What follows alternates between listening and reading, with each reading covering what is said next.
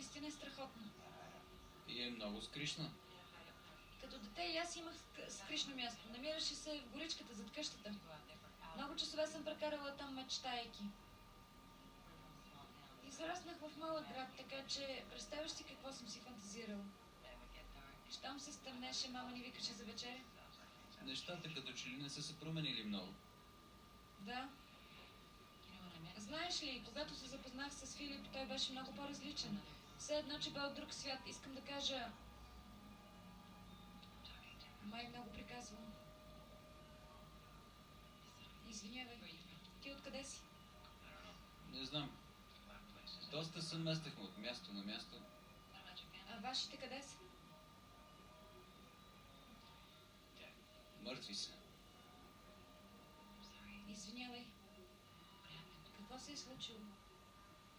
Виж, не обичам да говоря по този въпрос. Изглежда, че имаш много неразрешени проблеми.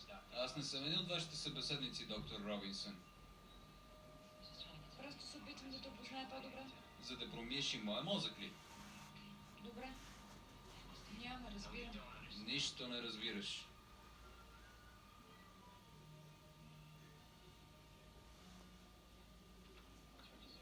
Какъв е десерт? Няма такъв.